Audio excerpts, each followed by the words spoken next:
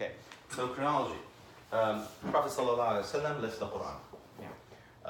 And the Quran, when he left it in the hearts of his companions. And there was some documentation involved. Whether there was actually a complete copy or not, it's not very clear. But the Quran was preserved in the hearts of the Sahaba. I think it was one of the battles during the time of Abu Bakr as-Siddiq, where a lot of the people that are hafaza were killed. Umar ibn al-Khattab, they talked among each other and they said, we should compile. So at the time of Abu Bakr as-Siddiq, there was a compilation of the Quran. They brought it up and got a complete copy. And there's a big story behind that, of course. But the major, at that time, the major reliance was on memory. It was not on, nobody used that copy. In fact, the story goes that nobody used that copy until the time of Osman, when they actually needed to make copies.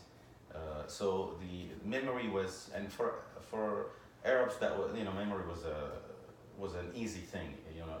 For us right now, it might seem like a hard task, but for them, it was, their language. They, for all practical reasons, it was a civilization without documentation. So they were, had very sharp memories. So it was preserved that way.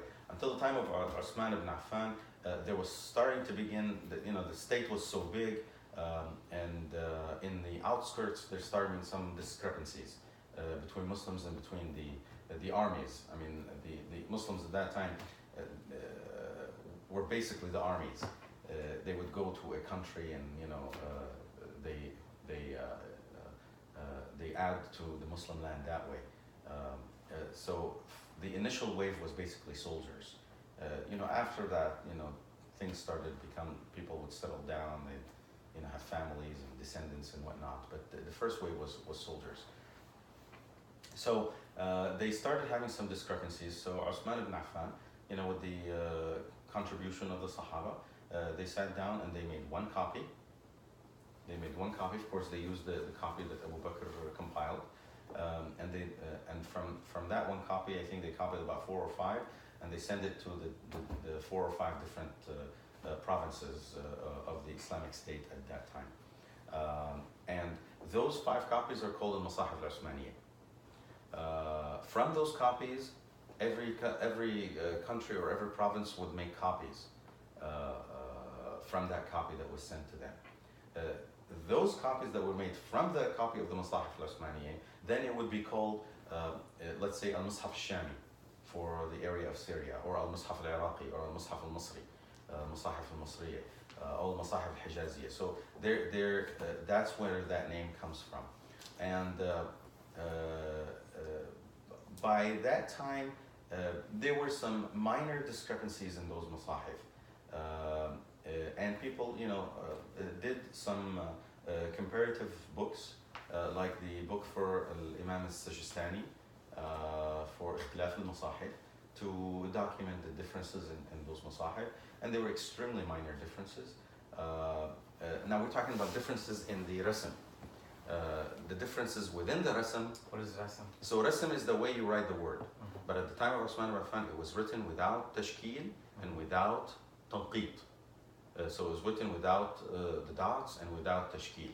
Can just for anybody who doesn't know what that means, can you just give a very, very small? So some of the Arabic letters, remember, when you hear what I'm going to tell you, you need to remember that this is a culture that was heavily about memory and oral communication, not about documentation. So the Arabs in the early Arabic civilization, they would write down letters, but the same letter or different letters would be written the same. Different letters would be written the same. For example, al-ba, now we put a dot underneath it, but that's a ba. The same letter is a ta. Yeah. The same letter is tha. The ra and zay are exactly the same letter. They didn't have the dots. But as more non-Arab Muslims entered the Muslim world and interacted with the Muslim world, they found some difficulty. Arabs didn't have a problem with. I mean, you could read the word or the poetry or the Quran, and you have no problem whatsoever in reciting, even if there's no dots, because you know exactly what you're reading. Non-Arabs didn't have that problem. So they started putting dots, and after the dots, they started putting tashkil. Tashkil is the way you pronounce the same letter, like ta, tu, ti. Those are three tashkil, or sukun if you don't have tashkil. So the rasm is the drawing of the letter without tanqid and without tashkil. Any variation to the recitation within the rasm, and there are some variations within the rasm, are considered part of qira'at. Of course, we're talking about the qira'at that are accepted, which is 7. And any variation outside. What are the qira'at? Qira'at is the different recitations or different ways to recite the Quran. There's some minor differences in the Qira'at, very minor differences. Even if some of them lead to a minor change in the meaning, it doesn't change anything about Islam. It's people try to make a big deal out of this, but it honestly doesn't change anything about Islam. Right now in the prevailing paradigm, we sort of have the issue of changes outside the rasm, or in addition to rasm, like for example, in one verse it's a fa, then in another mushaf it'll be a waw, like وَلَا يَخَافُ عُقْبَاهَا فَلَا يَخَافُ عُقْبَاهَا. Some minor change like that. People, that's pushed into the subconscious mind of people, because we're so far removed from that reality, and we're fortunately or unfortunately, we're not even exposed to that part. Even though in the early days, people recognized this issue and they had absolutely no problem with it. Both versions, whether it was this or that, are there. It's just whether you look at it in the Mus'haf al-Shami or Mus'haf al-Hijazi or Mus'haf al-Iraqi, and there's absolutely no difference in meaning that stems from the changes outside the rasm. So for all practical reasons, those differences are trivial, of no meaning, of no consequence in the meaning, and documented. Those differences documented in the sense that all the different variations are documented. In the entire Quran, the differences outside the rasm are maybe about 55 to 60 spots. And if you read them all, you could read them in 1 hour, the whole thing. It's a trivial issue. Where does it become a problem? Now, it is a trivial issue, but it becomes a problem for those that understand the verse of the Quran that says, "Inna nahnu nazzalna dhikra wa inna lahu lahafidhun." When they understand that actually means 100% preservation of the text. Well, can you just translate the verse? Inna nahnu, Allah subhanahu wa ta'ala says that we have sent down the dhikr, which is the remembrance, and we will protect it, basically. It becomes basically an issue of how you want to look at it. 60 spots in terms of, and again, I'm talking about differences outside the rasm. 60 spots over the entire letters of the Quran, you're talking about preservation that is around 99.98. I actually made the calculation. 99.98 with the different versions available. Nothing is lost, and nothing is lost. That's a key point. And there's absolutely no meaning, no difference in the meaning whatsoever. There are more differences in meaning in variations within the rasm that is accepted and nobody has an issue with. Then there is difference in meaning with outside the rasm, which is ironic. So well, Allah subhanahu wa ta'ala says in that, He says He preserved the dhikr, and dhikr is the message of the Quran. The dhikr is not exactly the Quran. The dhikr is the message of the Quran. It's the benefit of the Quran. It's the role of the Quran. So that message is preserved. And the other verse, sometimes people, have a problem with. And these things are like they're used by atheists and whatnot to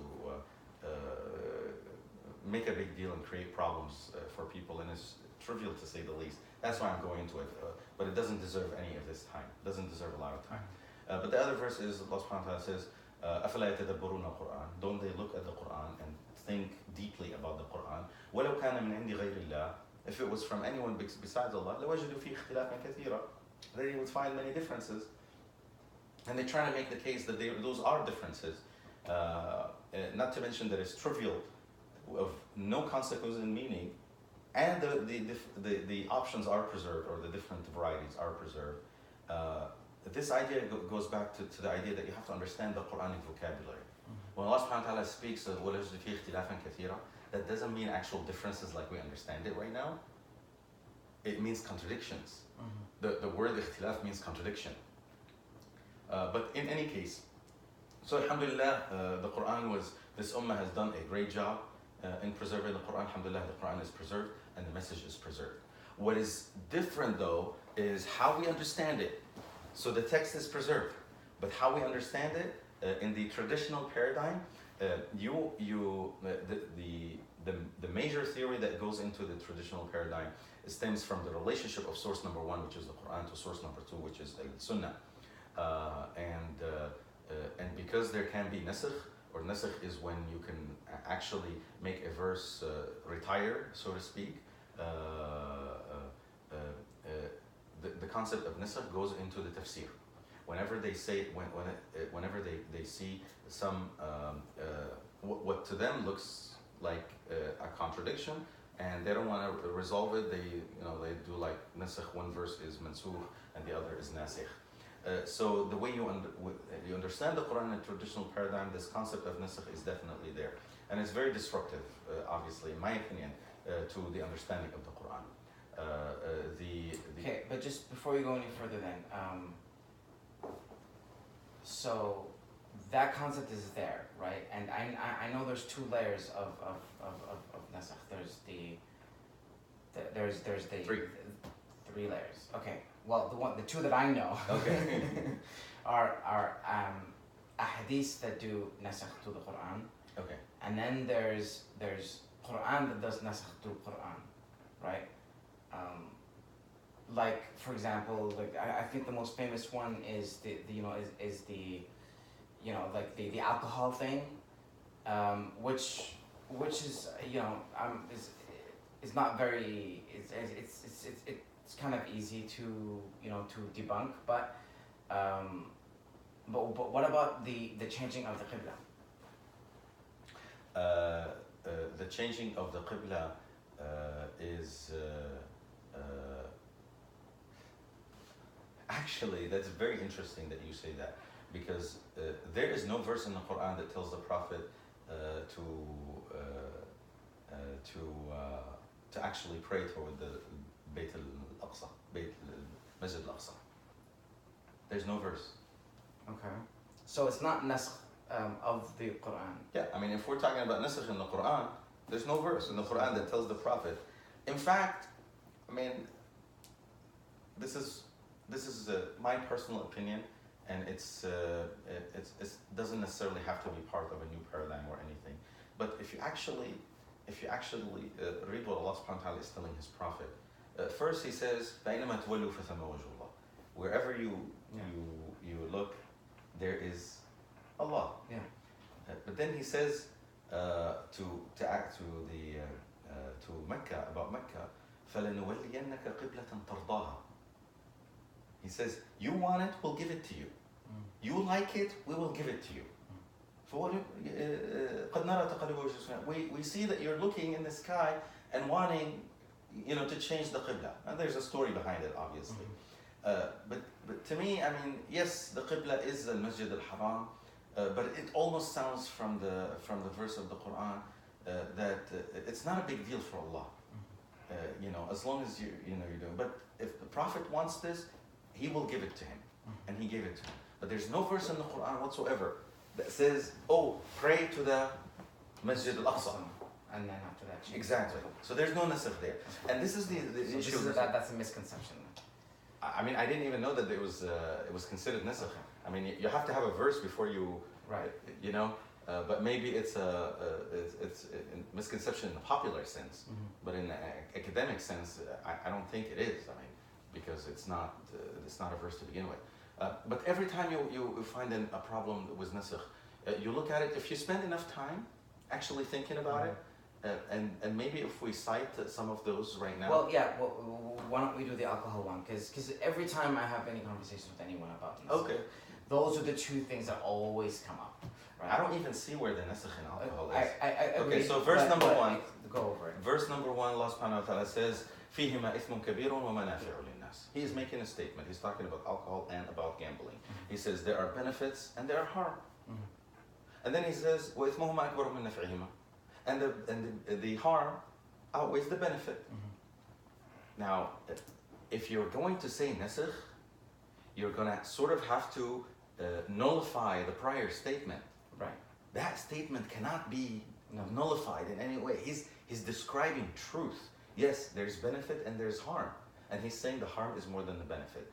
So when we jump to the next one, just keep that in mind. That statement cannot be falsified in any way. So what is statement number 2? He says, وَلَا تَقْرَبُوا الصَّلَاةَ وَأَنْتُمْ سُكَارَ. Don't pray while you're drunk. Don't pray while you're drunk. And the third verse says, don't drink at all to begin with. So where's the nasakh?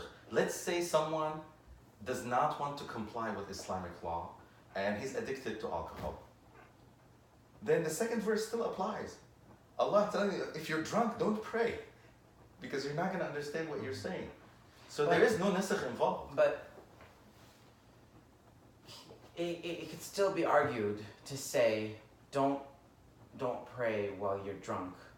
It kind of means that, well, as long as you're not praying, it's okay, right? Like I mean. This goes to another version of epistemology, which we are not talking about, is how you understand the verse. And the way you just understood it, it's called mafhum al-mukhalafi. Like if I tell you, this cup is not white, then you say, oh, then you mean it's black. That's a huge leap. So mafhum al-mukhalafa is considered very weak in terms of deduction of the meaning of a text. It's actually considered pretty low on the list. So to say that the meaning when Allah says don't pray when you're drunk, to say that actually that means on some level that it's okay to drink when you're not praying, that is an extremely weak deduction. So that kind of deduction is not considered, and there's epistemology behind it. And even in the traditional paradigm, that's you don't need any new paradigm for this. And even logically, I mean, he wants to tell you something. I mean, why do you want to sort of put words in in other people's sentences to make them state something that they're not stating? I mean, it'll be one thing if I told you, oh, this house, there's nobody in this house. And then you can say, oh, that means there's nobody in the master bedroom, or in the living room. That's reasonable deduction. But to say, when I say there is nobody in the house, and from that you understand, oh, then there must be cats in the house. I mean, that's not that's a different story. So it's a weak argument. I mean, whether people are convinced or not is a different story. But the push or the pressure to think of this as nasakh stems from the fact that we have something called nasakh, and people want to defend the theory. And then statement number 3, or the third verse in the issue of alcohol. Okay, don't drink. So alcohol has goods and bads, and it's more bad than good.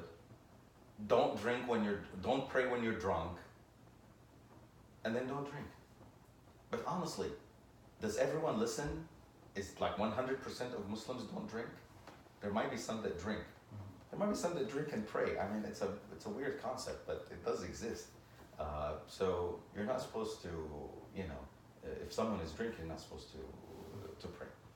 It's kind of beautiful in the sense that, because it was always something that you're kind of taught about how it was a gradual, it was a gradual change to make, to get Muslims to, to let go of something that they were clinging on to for a long time, and they, instead of like a cold turkey stop thing, they, the first verse came to kind of let you know that, hey, this is something that's not very good. I mean, the alarm bells were going off about it. Right. Definitely. But when you explain it the way you say it, you basically took took that, you know, those verses, allowed it to be a progressive change in people's habits without it having been a contradiction at all. There's actually another meaning to that middle verse. And that's why it's problematic to get this, because you're going to miss out on what that verse is telling you. When Allah subhanahu wa ta'ala is saying, do not pray when you're drunk, that word actually, He didn't say because you drank. Oh, and you're going to say, well, what could it possibly be besides the fact that someone drinks alcohol? He's actually describing a state of mind that you can get from other things. So it doesn't have to be alcohol. Like tremendous shock, for example, tremendous fear, when your brain doesn't work. I mean, Allah subhanahu wa ta'ala says, يا أيها الناس اتقوا ربكم إن زلزلة الساعة شيء عظيم. He's talking about the day of, not the day of judgment, he's talking about the Sa'ah, or the reckoning. يوم ترونها, when you see it, تذهل كل مرضعة عما أرضعت وتضع كل ذات حمل وترى الناس سكارى وما هم بسكارى. But they act like they're drunk. Go translate. On the day of reckoning, people are going to look like they're drunk from the fear and terror of what they're seeing. I mean, you could be, and then He gives you, and this is the beauty of it, He gives you the illah. He gives you the حتى تعلموا ما تقولون, until you understand what you're reciting. Okay, you could be so tired, so sleepy, you're practically fighting yourself to stay awake, and you're falling asleep every 5 seconds, and you have no clue what you're saying. You loosely fit within that verse. You could be, so terrified and afraid, like there's no point in praying. I mean, let's say you're in the middle, and that happened to me one time. I was like wanting to pray Fajr, and I was literally in the middle of the wilderness, and it was so dark, and it was so terrifying, and you just fear for your life. So I just prayed in the car. I just couldn't step out of the car. I mean, it was so dark, and there was nobody there whatsoever. I mean, I was fearing for my life if I step out of the car. So you could have those kind of situations, and they all loosely fit within that verse. So you're missing out when you do this. So Quran, understanding it, there's this concept of nasakh, and then because hadith is number 2, and there is sort of reciprocal nasakh going on. This is how we understand it. The other issue about how we understand Quran in the prevailing paradigm is the tafasir, or the books of explanation, and this is a very, I mean, it's almost undefensible position when you say that those tafasir are binding, or again, people don't necessarily say theoretically they're binding, but practically they are binding. Like nobody goes outside most of those tafasir, and then the issue of the relationship, obviously, between Quran and Hadith. In the traditional paradigm, and this was put by Shafi'i, the Hadith could be adding emphasis to the Quran. Hadith can be explaining the Quran, or Hadith can be a separate source of tashri'ah besides the Quran. And this is where this is where the issue of Nazariyat al-Wahyain is given some weight. What does that mean? Nazariyat al-Wahyain is that Prophet ﷺ was given 2 kinds of revelation: the revelation that is in the Quran and revelation outside the Quran. And yes, I believe that he was given a revelation outside the Quran. But then again, the assumption is that those hadiths are the proxy for that revelation. Can you just explain then why, when you talk about how the fact that these hadiths were suppressed